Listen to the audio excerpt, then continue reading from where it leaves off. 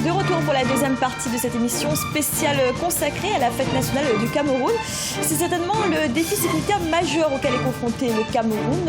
Boko Haram, le groupe terroriste nigérian dont les incursions sont fréquentes dans le nord du pays, mais forte de son armée, le Cameroun réussit à contenir la menace, non seulement par la sécurisation de ses frontières, mais aussi par le renforcement de la sécurité intérieure, d'où des attentats de plus en plus rares. Un sujet de la rédaction.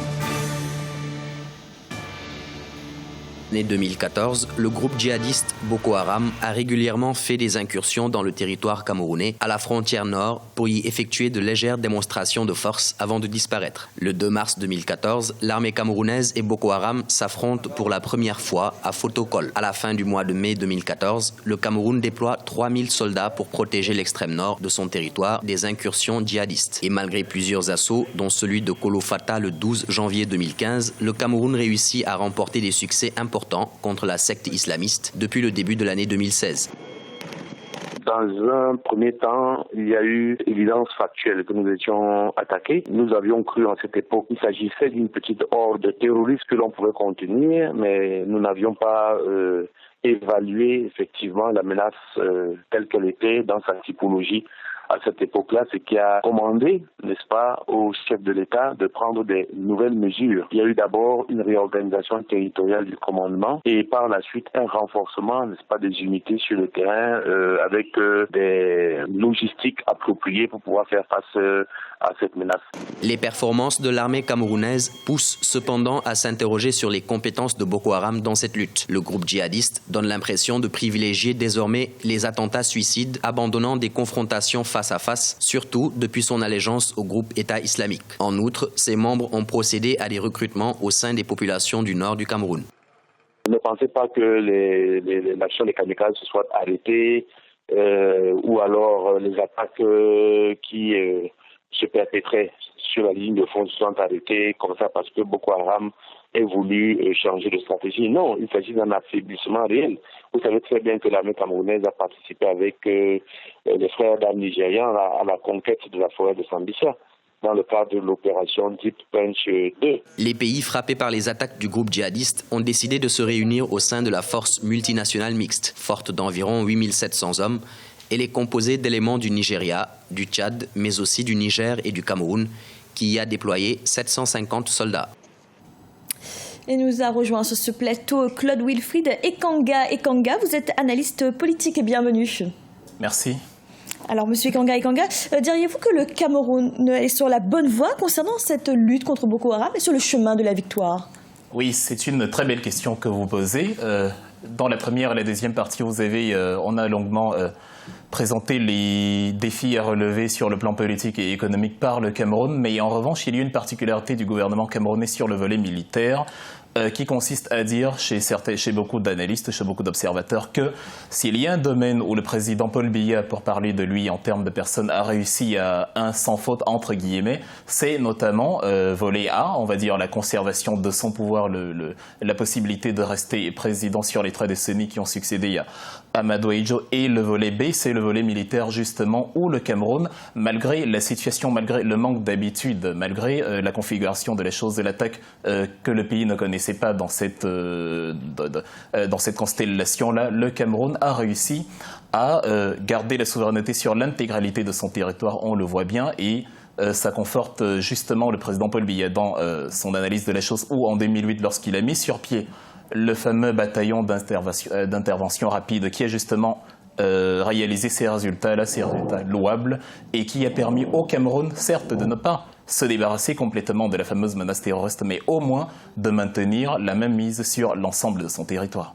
Simon Tedga, ces progrès enregistrés dans la lutte contre Boko Haram, est-ce qu'on peut dire que c'est vraiment dû à l'efficacité de l'armée camerounaise ou à l'affaiblissement du groupe terroriste? L'un ne va pas sans l'autre. C'est l'efficacité de l'armée camerounaise, conjuguée quand même à l'efficacité de ses voisins qui sont le Nigeria, le Tchad, le Niger, qui a fait reculer les terroristes de Boko Haram. Moi, ce que je veux dire par rapport à Boko Haram, je l'ai déjà dit, je l'ai écrit plusieurs fois, c'est que je n'ai jamais compris comment une secte comme Boko Haram peut vivre de façon autonome. J'ai donc de forts soupçons que cette secte est financée par l'extérieur. Et il y a un mystère, on n'a jamais su. Alors quand vous dites l'extérieur, qu'est-ce que vous voulez Les dire? puissances étrangères. Alors écoutez, cette organisation vient d'où? Comment elle est née? Elle a quel but? On n'a jamais vraiment très bien cerné le but de Boko Haram. Dites-moi, à quoi ça? Boko Haram cherche quoi? Si c'est à déstabiliser le Cameroun par le nord, par l'extrême nord.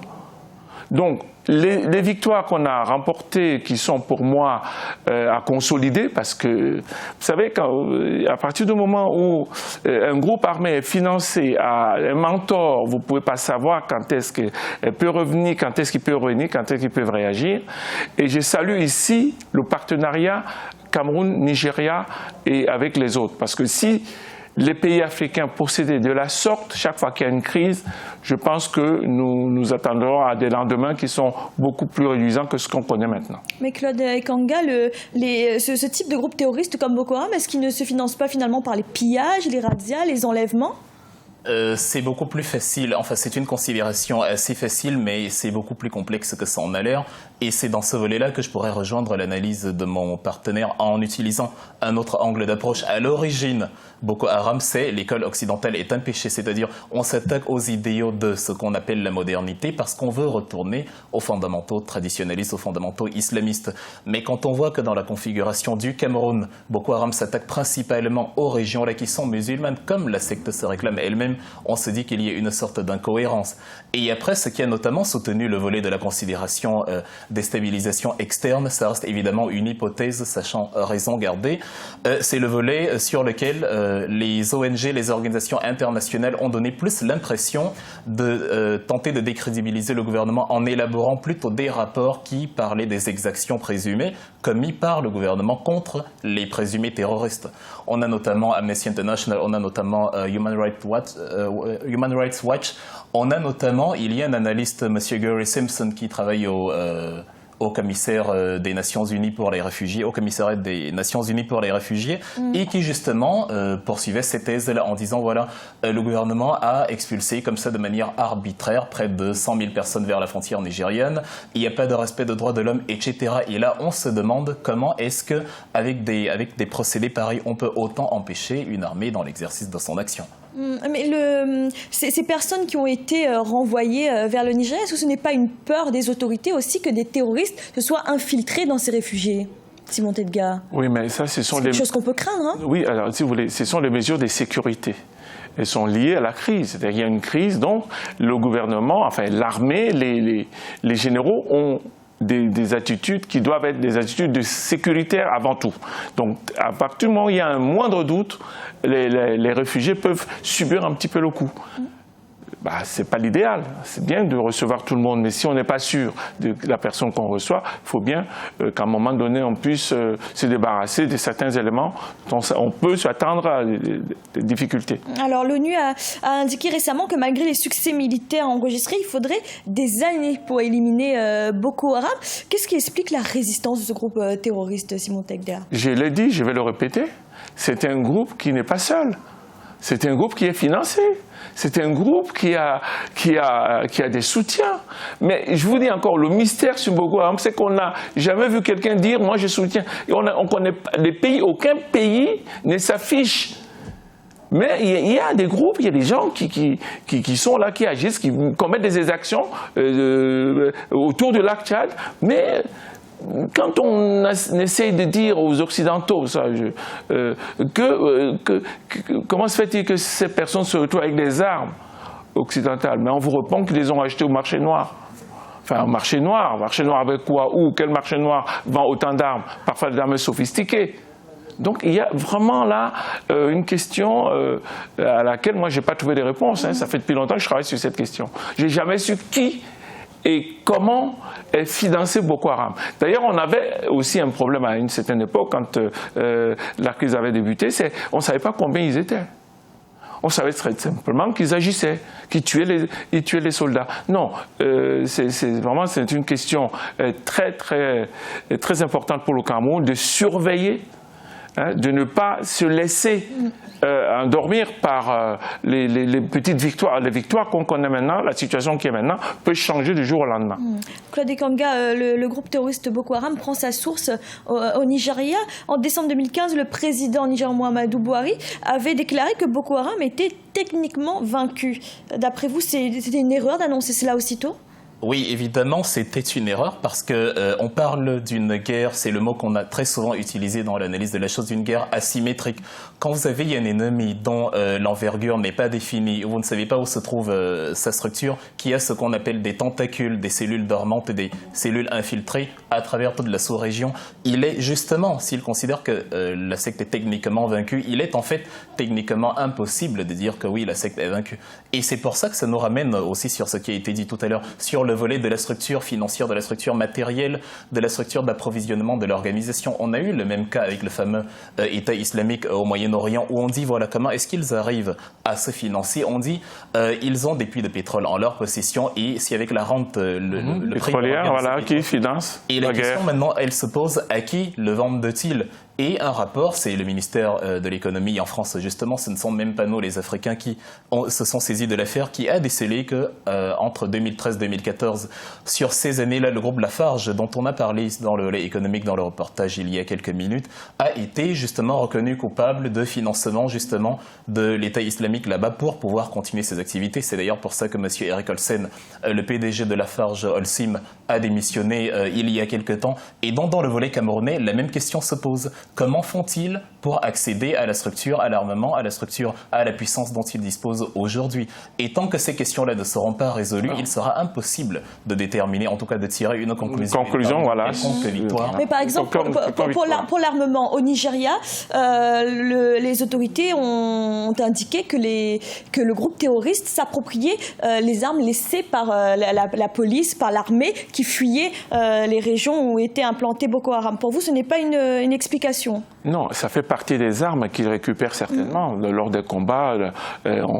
Ça, c'est tout à fait possible. Mais madame, pour tenir 5 ans de guerre, ça ne suffira pas.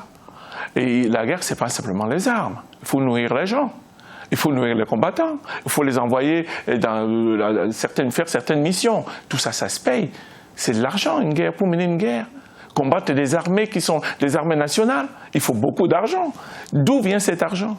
Qui donne cet argent à Boko Haram? La question se pose. Alors en parlant d'armement, le Cameroun vient de recevoir 2 avions militaires des États-Unis pour sa lutte contre Boko Haram justement. Est-ce que l'armée camerounaise est suffisamment équipée, Claude Ekanga? Oui, elle est suffisamment équipée. C'est certainement le détachement national le mieux fourni. C'est pour ça que les choses fonctionnent bien comme ça. Et c'est pour ça que dans la critique que l'opposition au président de la République fait à juste titre, il est justement inclus l'argument si toutes les structures régaliennes, si toutes les structures de la société civile étaient aussi bien approvisionnées, aussi bien structurées que ne l'est l'armée, les résultats à l'échelle nationale globale seraient les mêmes, seraient aussi convaincants qu'à l'échelle que c'est le cas dans le volet militaire aujourd'hui. On sait qu'entre autres, c'est des hauts retraités des services secrets israéliens, par exemple du Mossad, qui contribuent à entraîner l'armée camerounaise et ils sont assez compétents dans le domaine. On sait que matériellement, elle est assez bien fournie. Cela dit, il y a un double jeu auquel se livrent les États-Unis, par exemple, justement dans le soutien contre le terrorisme, entre guillemets, en Afrique. Parce que en même temps qu'il y a des rapports qui disent que le Cameroun est coupable de violation de droits de l'homme, il y avait ces mêmes rapports au Nigeria et justement, on avait évoqué le volet de la loi Leahy dans les années 90 qui avait été adoptée aux États-Unis où on disait aucune assistance militaire ne sera fournie à un pays reconnu coupable de droits de l'homme. C'est pour ça notamment que Muhammadu Buhari était rentré de Washington furieux parce qu'il n'avait pas eu le soutien qu'il désirait. Paradoxalement, on a envoyé un contingent de 300 militaires américains qui sont actuellement dans le nord Cameroun et dont l'action est encore est régi par une certaine opacité. Et maintenant, il y a ces soutiens-là où on se dit, est-ce qu'il y a une ligne de conduite prédéfinie de ces grandes puissances-là pour le soutien? Est-ce qu'ils soutiennent? Est-ce qu'ils ne le font pas? Quel est véritablement l'objectif? Quel est le jeu derrière? Il ne s'agit pas d'apporter une accusation précise ou alors de fustiger une personnalité ou un état précis. Il s'agit justement de se dire, c'est précisément parce qu'il y a ce flou-là, cette opacité-là que les supputations vont bon train parce qu'il est impossible d'établir une conclusion définitive. Simon Tengue, oui, je pense intervenir. Oui, mais je pense. J'ai écouté les médias camerounais qui parlent de l'amitié entre le Cameroun et les États-Unis. Il n'y aura jamais d'amitié entre une grande puissance, une superpuissance, la superpuissance mondiale et un petit pays comme le Cameroun. Les deux avions donnés au Cameroun ne sont qu'un geste, à mon avis, diplomatique. C'est-à-dire que ce n'est pas ces avions-là qui vont faire en sorte que du jour au lendemain, Boko Haram disparaissent, que soit vaincu. On a droit à des considérations de politesse, enfin de diplomatie, mais pardonnez-moi, le Cameroun n'a pas attendu ces avions pour repousser Boko Haram. Moi, je dirais même que ces avions arrivent très tard. En effet. Il aurait pu les donner plus tôt. Pourquoi c'est maintenant les États-Unis donnent ces deux avions au Cameroun, alors que pendant très longtemps, le Cameroun se battait aux côtés du Nigeria, du Niger et du Tchad pour repousser les terroristes. Donc pour moi, j'allais dire un non-événement, mais ce n'est pas grand-chose. Alors, en parlant de choses qui se font un peu tard, c'est le cas aussi de cette alliance régionale qui a tardé à se faire.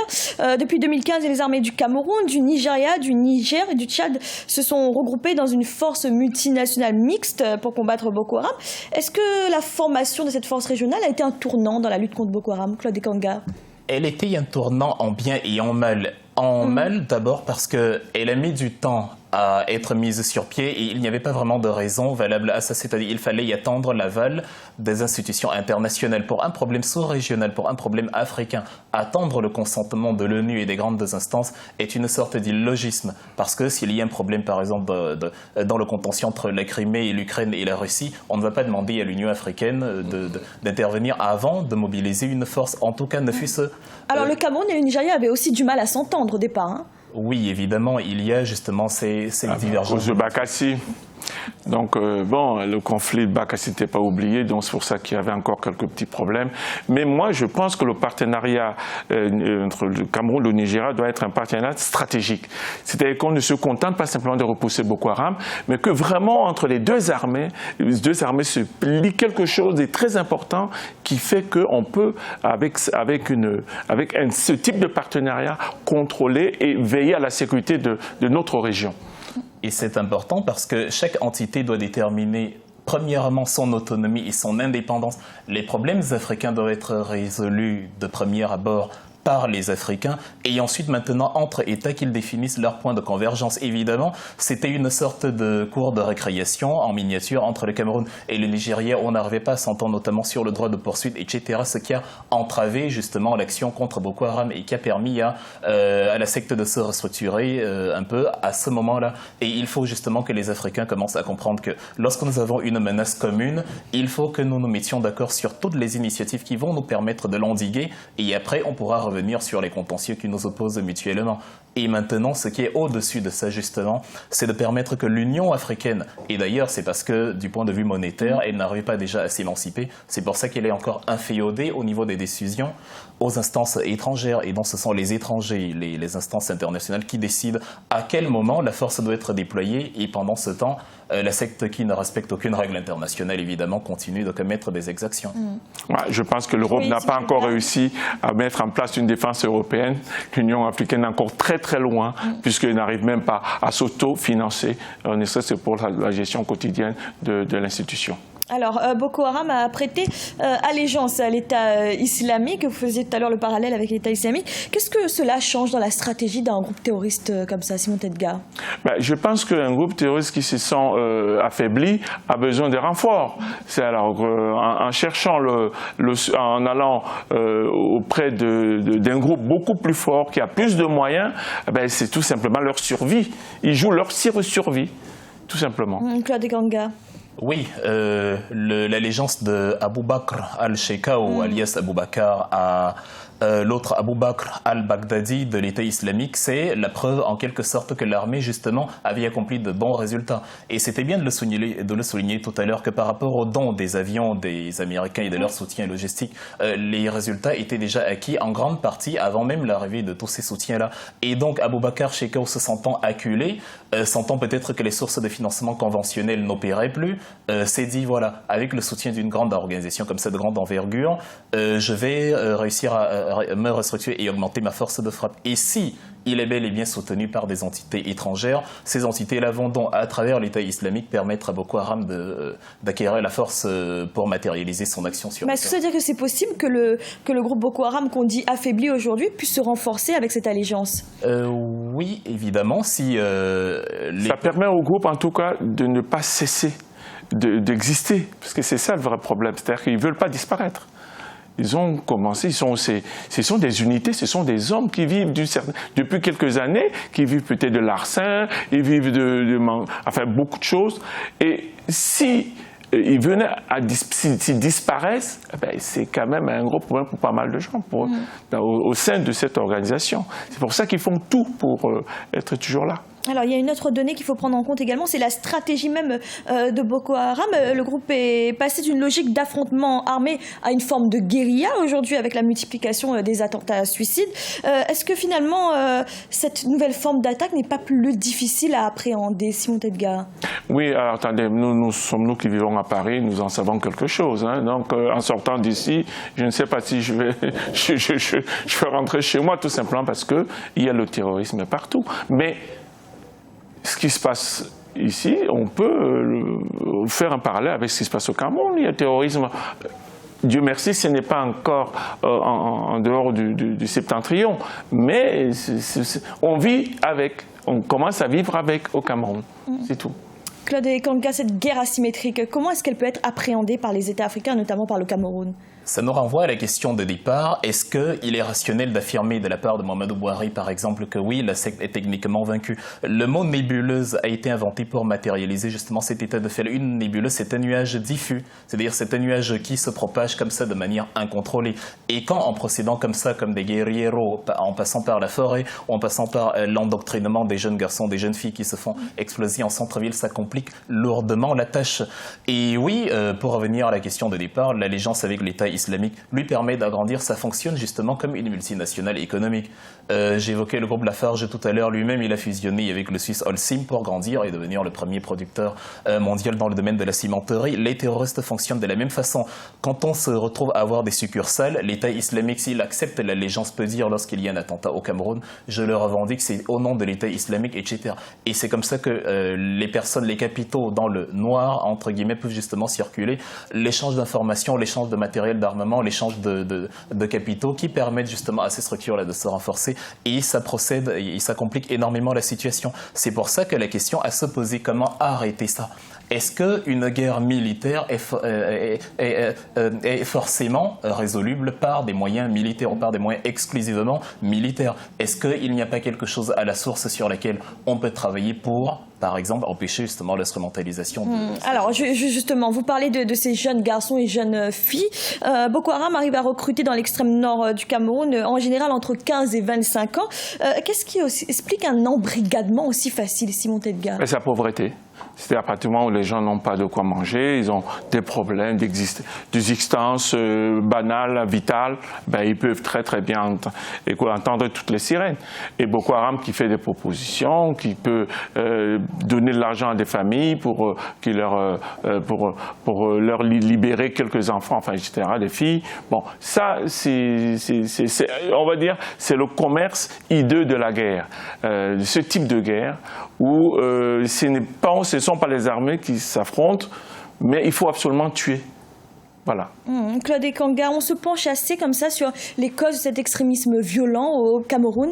sur les causes sociales, les causes économiques? Malheureusement, non. Et c'est cette réaction en chaîne-là que nos États devraient comprendre. On ne peut pas dissocier le politique de l'économique et on ne peut pas dissocier l'économique du militaire. On ne peut pas dissocier ces paradigmes les uns des autres. Le premier socle d'instrumentalisation d'un peuple, c'est le dénuement, le manque de moyens, la détresse, le dépouillement total. Ça devient ce qu'on appelle des proies faciles à toutes sortes d'instrumentalisation. C'est pour ça que lorsque vous avez tous les socles économiques qui ont été présentés dans les deux premières parties qui font que malheureusement, en dépit de ces énormes ressources, le Cameroun se retrouve dépendant, aussi bien du point de vue alimentaire, à l'agriculture, le secteur primaire, que du point de vue industriel et du secteur des services. Évidemment, il y a des gens pour qui la seule issue de secours devient ces moyens-là et ne sachant plus à quel sens se vouer, ils ont l'impression d'avoir un partenaire qui les écoute, un partenaire qui leur offre quelque chose en échange justement d'un accomplissement. Et c'est ça justement qu'on appelle l'endoctrinement. Il y a une promesse et vous êtes poussé à agir parfois contre vos propres intérêts. Quand vous êtes jeune et immature, d'autant plus, c'est d'autant plus facile. Alors justement, il y a plusieurs projets qui sont en cours au Cameroun. Un programme de développement territorial sur le nord de 78,9 milliards de francs CFA. Un plan pour les constructions d'écoles et d'hôpitaux. Ça veut dire quoi? Que finalement, cette lutte contre Boko Haram, elle passe même plus par ce côté social et économique que par le côté militaire? Oui, effectivement. C'est-à-dire que c'est une réponse sociale à un problème qui est militaire, en quelque sorte, puisque les gens se tuent. Mais je pense que pour contenir la jeunesse que Boko Haram essaye de prendre à son compte, il faut absolument apporter les moyens d'existence, les œuvres sociales qu'il faut pour les maintenir comme des bons citoyens. Claude Ekanga, il y a une question qu'on ne pose pas souvent, mais est-ce qu'il y a aussi un combat idéologique à mener quand on parle de la lutte contre Boko Haram?